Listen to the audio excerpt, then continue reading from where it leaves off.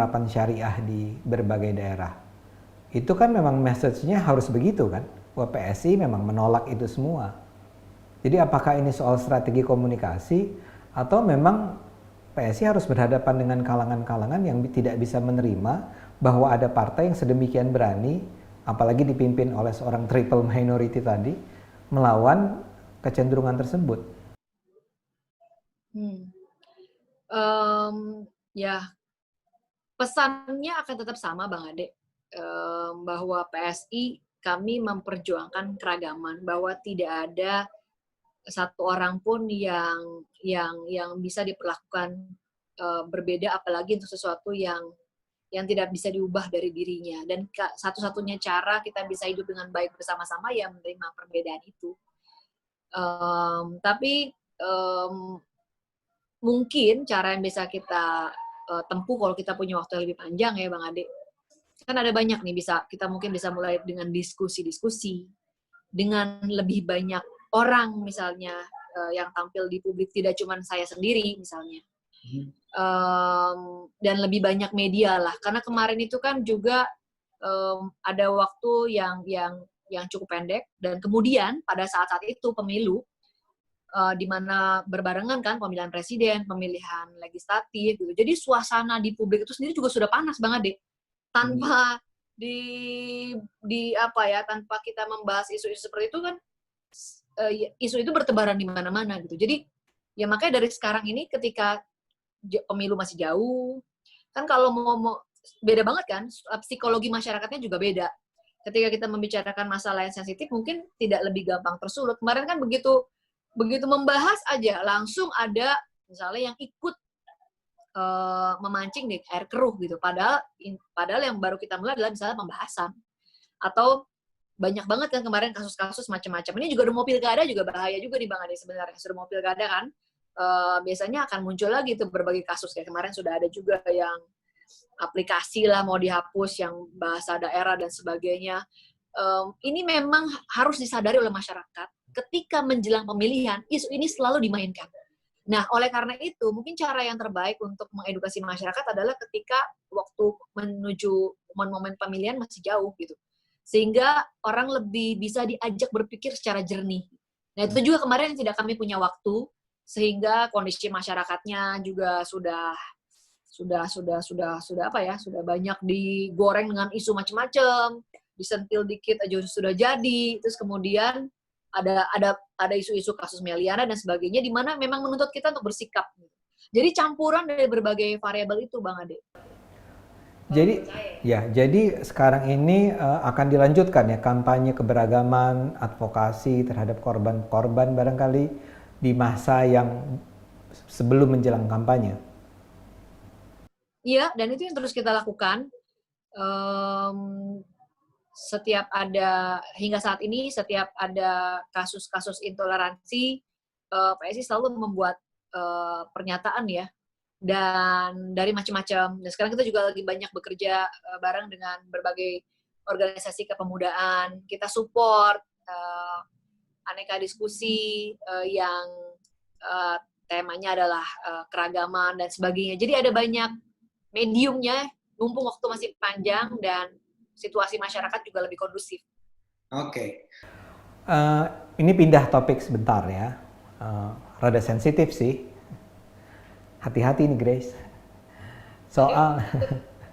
Soal hubungan PSI dengan Pak Jokowi. Ya. PSI kecewa nggak sih bahwa ternyata Pak Jokowi tidak banyak merekrut? Ya. Kan ada banyak orang bagus nih di PSI. Tapi nggak ditempatkan pada posisi-posisi yang strategis di lingkungan istana. Padahal PSI kurang apa waktu itu ya ngebelain Pak Jokowinya. Dan PSI kurang apa tokoh-tokoh yang potensialnya. Di staf sus milenial aja nggak ada misalnya kan. Pendapat Grace apa? Nggak juga lah Bang Ade. Salah satu wakil menteri ATR yang mengasih terkait dengan pertahanan itu kan dari PSI, Bro Surya Chandra, di mana dia memang S3-nya juga di Leiden, dia juga aktivis, dosen, kredensialnya sangat baik. Jadi bukan karena jatah ya. Kalau seperti itu kan berarti kesannya jatah saya mana nih, kurang jatahnya gitu kan. Jadi dari awal kami mendukung Pak Jokowi karena kami memang yakin dia orang terbaik dari pilihan yang ada di pemilu kemarin. Dan kami mendukung beliau bukan karena tadi ya, karena nunggu jatah gitu. Jadi kami pun nggak pernah mendesak beliau untuk minta ini dan itu. Kami bersyukur Pak Jokowi mempercayakan Wakil Menteri ATR kepada Bro Surya Chandra. Kemudian saat ini juga staf khusus Pak Jokowi bidang hukum dan bisnis itu adalah Sisdini. Meskipun Sisdini beliau minta secara profesional juga ya gitu. Jadi tapi Sisdini kan kemarin juga sempat maju dari PSI dan juga salah satu jubir PSI. Jadi kami masih hitung dia ya PSI lah gitu ya. Artinya Pak Jokowi mengakomodir ketika dia melihat memang orang ini tepat kok gitu. Jadi kami nggak minta jatah dan ya staf khusus milenial. Saya pikir kalau ngelihat dari tokoh-tokohnya memang situ kayaknya bukan orang politik semua ya, Bang Ade ya? Iya nggak? Kayaknya Pak Jokowi kepengen ini deh mulai ya namanya anak-anak milenial dengan politik kan jaraknya jauh banget Bang Ade. Mungkin dengan sengaja juga beliau memilih orang-orang yang non politik yang memang jadi panutan anak-anak muda supaya menjadi bridging kali dari jurang yang sangat luas itu antara politik dengan sektor publik dengan anak-anak muda zaman sekarang supaya mereka ngelihat juga nih teman-temannya ngapain bantu-bantu presiden gitu. Jadi purpose-nya mungkin beda, tapi lagi-lagi sekali lagi kita nggak minta-minta jatah. Kalau memang Pak Jokowi merasa ada calon atau ada kader dari PSI yang baik, dan beliau percayakan ya kami bersyukur gitu Bang Ade. Jadi nggak ada masalah lah ya. Yes, nggak kejebak sama pertanyaannya Bang Ade. Yang ini lebih menjebak yang kedua, yang berikutnya. Dengan Ahok gimana? Apa? Ya kan Ahok dulu PSI mati-matian mendukung Ahok, terus di saat-saat terakhir menjelang pemilihan justru Ahok mengkritik PSI. Nah, walaupun itu sudah setahun yang lalu ya, tapi hubungan dengan beliau bagaimana PSI ini? Hubungannya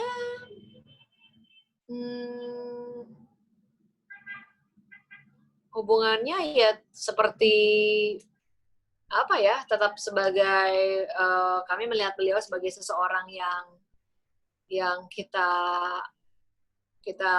patut contoh nilai-nilainya, cara kerjanya ketika dia menjadi pejabat publik, profesionalismenya. Saya rasa ya seperti itu hubungannya, Bang Ade. Ya. Tapi bahwa PSI tidak sakit hati ya dengan apa yang disampaikan oleh Pak Ahok ketika itu. Enggak lah Bang Ade. Kalau shock pertama iya, kaget. Terus habis kaget agak sedih sebentar. Kok gitu sih? Gitu. Terus ya tapi setelah itu ya udahlah kita mencoba memahami, pasti dia punya alasan. Dan ya beliau kan bagaimanapun juga politisi ya, politisi dari partai yang lain gitu. Jadi mungkin ada alasan-alasan yang membuat beliau membuat pernyataan-pernyataan seperti itu. Ya udah kita lihatnya dari kacamata itu aja dan kita move on. Ya. Setelah itu kita move on. Anak muda move on ya. Iyalah, jangan baper. Oke. Grace, ini ke depan gimana Grace, rencana? PSI atau pribadi? PSI pribadi. PSI sekarang sudah mulai siap-siap nih Bang Ade, kita sedang merapikan lagi struktur karena 2 tahun lagi kan mau di verifikasi lagi. Jadi dan kita lagi juga merapikan alek-alek karena alek itu anggota legislatif ya.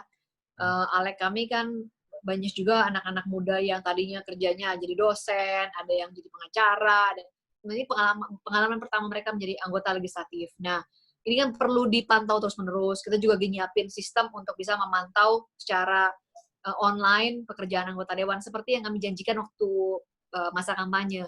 akan ada aplikasi yang bisa memantau kerja anggota dewan. Semua konstituen bisa memantau dan bisa memberi nilai. Seperti kita menilai ojek online. Nah, ini sedang kita kerjakan karena pembuatan aplikasi itu ternyata tidak mudah. Sekarang masih trial dan error terus supaya sistemnya bisa bekerja dengan baik ketika kita lempar ke publik. Nah, kemudian kalau saya pribadi sendiri lagi mau sekolah nih Bang Ade. Jadi kita mumpung masih ada waktu menjelang pemilu, saya, Samara, ada Dara juga, kita lagi back to school, lagi sekolah. Kita dari tahun lalu sudah mulai hunting sekolah-sekolah dan sudah pada diterima nih. Jadi kita mau jadi anak kuliahan lagi Bang Ade. Tahun ini udah mau mulai, saya udah mulai kelas persiapan, kayaknya Samara bentar lagi udah juga mau mulai, Dara juga. Kalau sekjen nggak boleh sekolah karena ntar siapa yang ngurusin partai. Sorry, sekjennya bukannya udah Grace? Kenapa? Sekjen bukannya udah doktor? Siapa? Sekjen. Tony ya? Iya. Oh Ya, iya. jadi nggak iya, usah, iya. dia nggak usah Siapa sekolah tahu lagi dia dong. mau ngapain gitu di sekolah, apa ngambil jurusan yang berbeda. Tapi jadi kita sekarang lagi meningkatkan kapasitas diri sih. Siap-siap untuk pertempuran selanjutnya yang nggak kerasa akan segera dilangsungkan. Waktu berjalan cepat banget loh Bang Ade, udah lewat 1 tahun. Ya. 1 tahun ya dari pemilu kemarin. Jadi bisa nih ceritanya, kuliah tapi juga ngurus partai. Ya harus bisa. Nanti kan kita kan makanya di sini kan kerja kolektif, Bang Ade. Seperti yang tadi saya bilang, di PSI itu kita yang kita mau coba bangun adalah PSI itu mungkin kalau buat lembaga yang lain perbandingannya kayak KPK. Ketuanya boleh ganti. Tapi institusinya ya harus dengan nilai itu, dengan kinerja yang baik gitu kan. Kan coba KPK dari Pak Taufikur Rahman Ruki, ganti lagi, udah berapa banyak ketuanya, tapi kita tahu KPK dengan kinerjanya yang baik. Gitu. Terlepas dari segala dinamikanya ya Bang Ade. Nah kami ingin bangun PSI juga seperti itu. Nanti ketuanya bisa berganti, sekjennya bisa berganti, ketua DPP lainnya bisa berganti, tapi orang-orangnya harus, nilai-nilainya yang dijalankan orang-orangnya harus tetap sama. Nah itu sekarang sedang kita lakukan, meningkatkan kapasitas diri, siap-siap lagi, merapikan organisasi untuk pertempuran selanjutnya. Saya jadi nggak bisa menahan diri untuk bertanya. Jadi ada kemungkinan Grace diganti? Loh, bukan diganti, tetapi kami memang dari awal men-set harus ada pembatasan jabatan, masa jabatan. Nah, untuk PSI apakah maksimum 2 atau 3 ini yang masih kita belum final ya Bang Ade ya. 2 atau 3 apa? 2 atau 3 periode begitu. Oh iya. Gitu. Ya kan partai-partai kita. Ya, kita yang buat peraturannya, tapi yang pasti jangan sampai jadi ketua umum seumur hidup, gitu aja. Iya. Jangan sampai dipanggil Tuhan baru selesai jadi ketua, gitu. Itu yang kita nggak mau, gitu. Jadi regenerasi harus dipersiapkan sejak dini. Dari awal kok dengan penuh kesadaran kami ingin membuat partai yang sustainable. Gimana caranya? Sistemnya harus baik, termasuk sistem kaderisasi, organisasi, dan sebagainya. Nah, itu yang sedang kita bangun, Bang Ade. Dan memang nggak gampang ya. Apalagi berurusan dengan banyak orang yang isi kepalanya beda-beda. Grace akan kuliah di mana? Di Indonesia Saya atau di NUS sudah diterima. Apa itu singkatannya? Dan sekarang sudah mulai kelas-kelas persiapan nih, Bang Ade. Nggak, ini barangkali ada penonton yang nggak tahu NUS itu apa, di mana? Oh, iya. NUS itu National University of Singapore, otomatis lokasinya di Singapura. Lebih tepatnya Tapi nggak saya terlalu di jauh lah ya. Lee Kuan Yew School of Public Policy. Oh, public policy. Cocok sekali kalau begitu ya. Iya, justru karena kemarin dengan pengalaman yang kemarin Bang Ade, saya merasa banget saya perlu meningkatkan kapasitas diri. Ini pertanyaan terakhir nih, Grace. Kalau ada seorang berusia saya, setua saya, itu kepengen jadi caleg PSI itu masih boleh nggak sih? Boleh banget. Jadi kami sudah merevisi, kalau sebenarnya dari kemarin, kalau untuk caleg itu nggak ada batasan umur Bang Ade. Jadi Bang Ade jangan berasa tua. Jadi saya yang boleh lah ya kemarin mendaftar. itu umur 60-an juga ada, 70-an ada nggak ya? Tapi ada yang sudah pensiunan duta besar itu ada gitu kan. Jadi sudah senior sekali ada. Dan boleh memang. Yang waktu itu kami berikan batasan umur adalah untuk menjadi pengurus.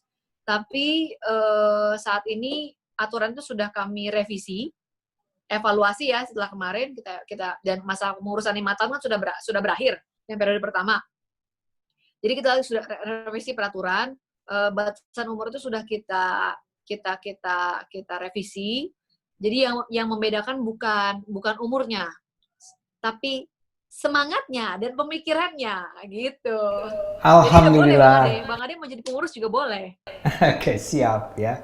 Oke, Grace, Natali yang luar biasa. Kami dari Cokro menyatakan terima kasih karena kesediaan Anda untuk ketemu dengan kami, cerita-cerita, share. Tadi pertanyaannya nggak ada yang menjebak kok, Grace. Itu justru untuk mendiseminasikan informasi tentang apa yang terjadi di PSI. Jadi kita cuma bisa mendoakan ya Grace ya, semua berjalan baik, PSI bisa menjadi partai yang menentukan perubahan. Amin. Terima kasih Ya. penonton Cokro. Makasih Bang Ade. Sama-sama. Yuk mari, bye-bye.